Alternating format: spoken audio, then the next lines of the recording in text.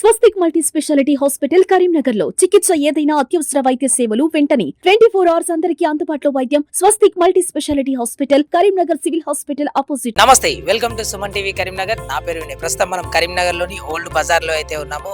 మనం చూస్తున్న విఘ్నేశ్వరుడు ఏదైతే ఉందో చాలా యూనిక్ అన్నమాట. కరీంనగర్ లోనే నంబర్ 1 అని చెప్పేసి చెప్పుకోవచ్చు. సో ప్రస్తుతం ఈ వినాయకుడికి పెద్ద స్టోరీ అయితే ఉంది. సో మహాభారతం కాన్సెప్ట్ ని తీసుకురావడానికి గల కారణాలు ఏంటి?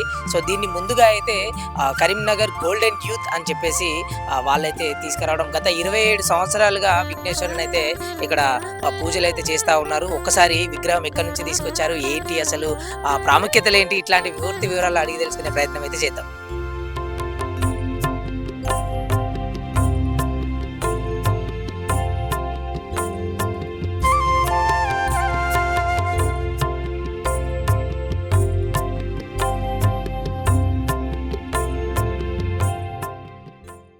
ప్రస్తుతం మనకు ఈ విగ్రహం గురించి ఎక్స్ప్లెయిన్ చేయడానికి గోల్డెన్ యూత్ మెంబర్ అయితే మనతో ఉన్నారు. ఒకసారి మాట్లాడే వివరాలు తెలుసుకుందాము. నమస్తే అండి. నమస్తే. జై శ్రీ గణేష్. శ్రీ గణేష్. మీ పేరు? నా పేరు గడ్డం అఖిల్.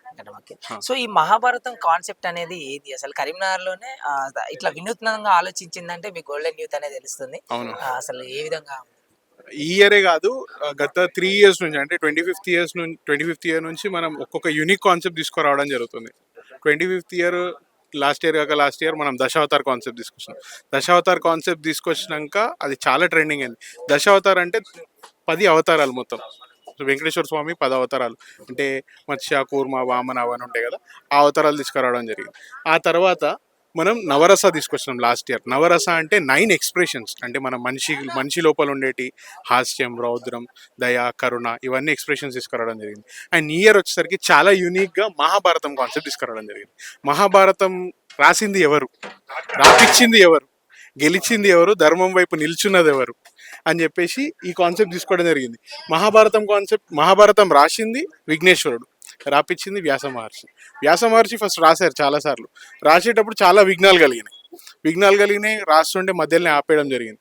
సో ఇవన్నీ ఆలోచిస్తుంటే దేవతలందరూ కలిసి సజెషన్ ఇచ్చారు, నీ మహాభారతం కంప్లీట్ కావాలి అని అంటే నిర్విఘ్నంగా రాసేది ఎవరు అంటే విఘ్నేశ్వరుడు అంటేనే నిర్విఘ్నంగా ఏ కార్యక్రమం చేసినా కూడా నిర్విఘ్నంగా చేస్తారు. సో విఘ్నేశ్వరుడు రాశారు. సో విఘ్నేశ్వరుడు రాసింది జయసమితం. యాక్చువల్గా జయసమితం విఘ్నేశ్వరుడు రాయడం జరిగింది. అండ్ వెనకాల మనకు పాండవులు వచ్చింది, ఆ పైన మనకి కృష్ణుడు, అర్జునుడు, పక్కన వార్ సీక్వెన్స్. సో ఇట్లా మనం ఏది తీసుకున్నా కూడా యూనిక్ కాన్సెప్ట్ తీసుకోవడం జరుగుతుంది.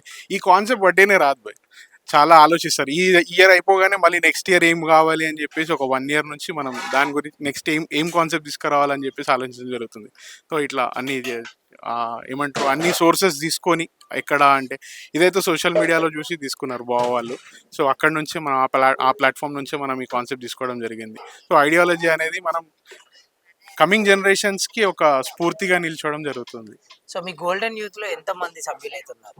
సభ్యులు చాలా మంది ఉన్నారు, అంటే ఆల్మోస్ట్ ఒక 100-150 మెంబర్స్ ఎబోనే అవుతారు. మీరు నిమజ్జనం రోజు రండి, ఆ రోజు వస్తే మీకు గల్లీ మొత్తం ఫుల్ ప్యాక్ గా కనిపిస్తుంది.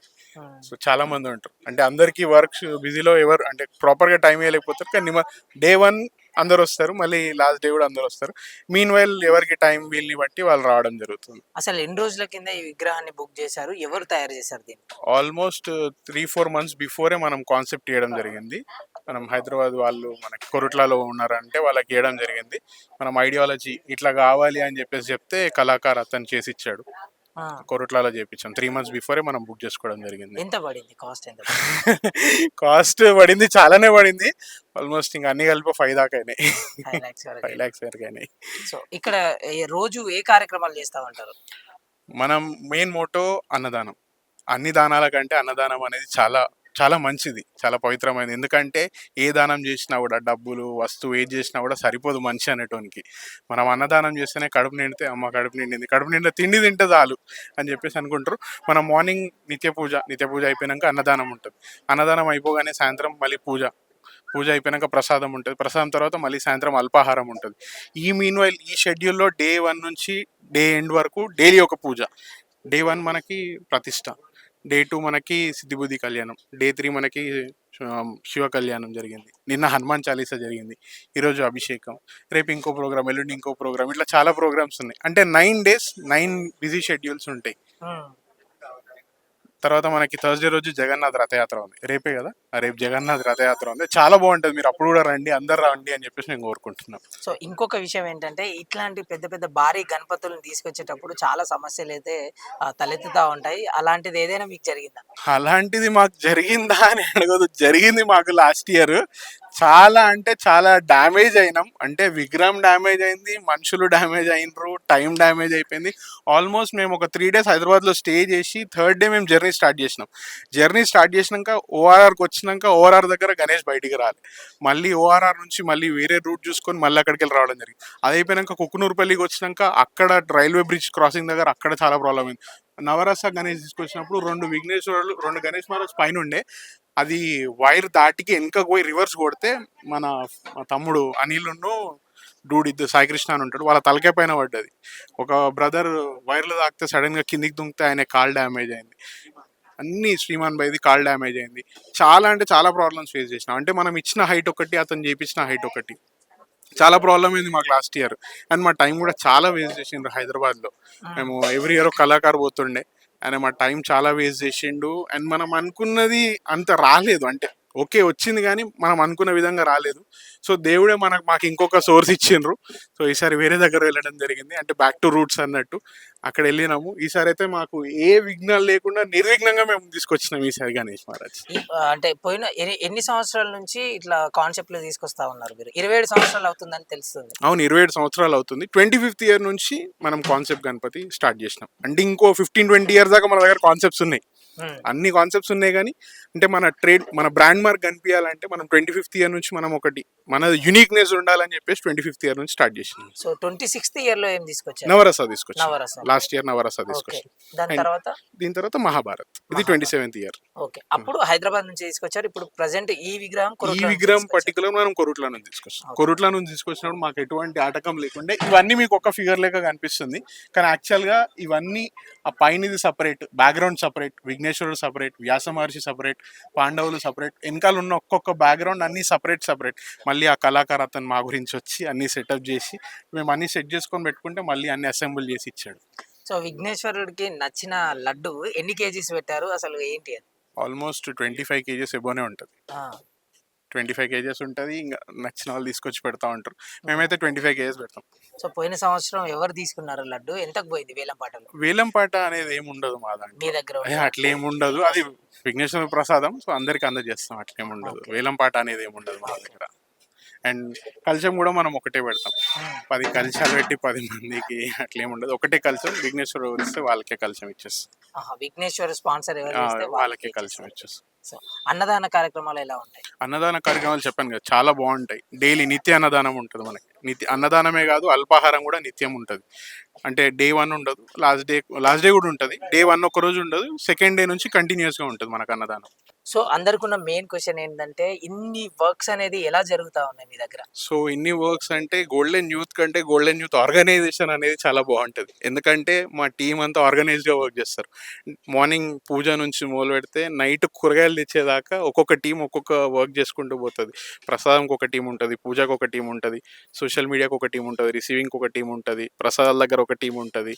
అండ్ ఇట్లా అన్నిటికీ సంబంధించి ఇవి దీని విజువలైజేషన్కి మా శశి ఉన్నాడు, అక్కడ అన్నీ ఆయనే చూసుకుంటాడు ముందర స్క్రీన్ దగ్గర అవన్నీ. అండ్ ఎడిటింగ్ మా సంతుబాబు ఉన్నాడు. మీరు చూస్తూ ఉంటారు వీడియోస్ అన్నీ, మా వీడియోస్ అన్నీ సూపర్గా రావడానికి మా సంతుబాబును మా శశాంక్ ఇద్దరు చూస్తూ ఉంటారు. అండ్ సోషల్ మీడియా వాళ్ళందరినీ సాయినివాస్ ఏకదాటికి తీసుకొస్తాడు. ఇట్లా చెప్పుకుంటూ పోతే అందరు ఉన్నారు చాలామంది, అన్ని డిపార్ట్మెంట్స్లో అందరూ ఏకమై చెప్పేసి చేస్తూ ఉంటారు. అందరు కలిసి చేస్తేనే వర్క్ అనేది ముందుకు పోతుంటుంది. ఆన్ స్క్రీన్లో ఎవరు కనిపించారు, ఆఫ్ స్క్రీన్ బ్యాక్ ఎండ్లో అందరు వర్క్ చేస్తూనే ఉంటారు. సో నిమజ్జనం ఎలా ప్లాన్ చేశారు మరి? నిమజ్జనం ఎవ్రీ ఇయర్ మనం యూనిక్గా చేస్తాం. పెద్ద పూలు తీసుకురావడం కానీ, జగిత్యాల నుంచి టాటాకిల్ తెప్పియడం కానీ, అండ్ లాస్ట్ టైం మనం ఆర్కే తాంబూలము అండ్ మన చంద్రపూర్ బ్యాండ్ ఇవన్నీ తెప్పిస్తాము. ఆల్మోస్ట్ ఒక 100-150 కళాకారులు వస్తారు. వాళ్ళతో పెద్ద ఎత్తునే ఉంటుంది మనకి నిమజ్జనం కూడా. అండ్ లైటింగ్స్ కానీ సెటప్ కానీ చాలా బాగుంటుంది. సో ఎక్కడికి తీసుకెళ్తారు నిమజ్జనానికి? మానకొండూరు మానకొండూరు టవర్ నుంచి మానకొండూరు వెళ్తాం. సో ఈ సంవత్సరం తొందరగానే విగ్రహాలు ఫస్ట్ భారీ విగ్రహాలు ఏదైతే ఉందో అది ముందుగానే తీసుకెళ్లాలని చెప్పేసి చెప్తా ఉన్నారు. మీకు సుమారుగా ఎంత టైం పడుతుంది నిమజ్జనం చేయడానికి? మాకు నిమజ్జనం చేయడానికి ఆల్మోస్ట్ డే మారిపోతది. 2, 3 అయితది మేము ఇంటికొచ్చేసరికి. మార్నింగ్ అవుతుంది. మార్నింగ్ అవుతది. ఎందుకంటే క్రౌడ్ ఎక్కువుంటది. మన దగ్గర గ్యాదరింగ్ ఎక్కువైతది. ఆల్మోస్ట్ 500 అబోవ్ పబ్లిక్ వస్తారు. సో వాళ్ళతో పాటు ముందుకెళ్ళాలి అంటే ఎంత క్రౌడ్ పుల్లింగ్ చేసినా గూడా మనకు కొంచెం అయితది లేట్ గానే. ఈడ నుంచి టవర్‌కెళ్ళేసరికే మాకు 9, 10 అయితది అట్లా. సో మనం నిమజ్జనం చేసి వచ్చేసరికి 2, 3 అయితది. సో విన్నారు కదా, మహాభారతం కాన్సెప్ట్ లో ఉన్న విఘ్నేశ్వర స్టోరీ అయితే సో అద్భుతంగా ఉంది. కరీంనగర్ లో నంబర్ 1 అని కూడా చెప్పుకోవచ్చు. దీని ఎగ్జాక్ట్ లొకేషన్ వచ్చేసి కరీంనగర్ పాత బజార్ లో A1 అని చెప్పేసి అంటారు గోల్డెన్ యూత్ వాళ్ళు. మీరు లోకల్లో ఉన్నవారైతే తప్పకుండా వచ్చి ఒకసారి విఘ్నేశ్వరుని దర్శనం చేసుకోండి. అలాగే నిమజ్జనం కూడా చాలా పెద్ద ఎత్తున ప్లాన్ చేశారని చెప్పేసి చెప్తా ఉన్నారు. సో ఇలాంటి విఘ్నేశ్వరుని చూడాలి అంటే మాత్రం తప్పకుండా గోల్డెన్ యూత్ వాళ్ళు పెట్టిన ఓల్డ్ బజార్లో ఉన్న ఈ విఘ్నేశ్వర్ దగ్గరికి అయితే తప్పకుండా రావాల్సిందిగా కోరుకుంటా ఉన్నాము. కెమెరా పర్సన్ ప్రణయ్తో వినయ్, సుమన్ టీవీ, కరీంనగర్.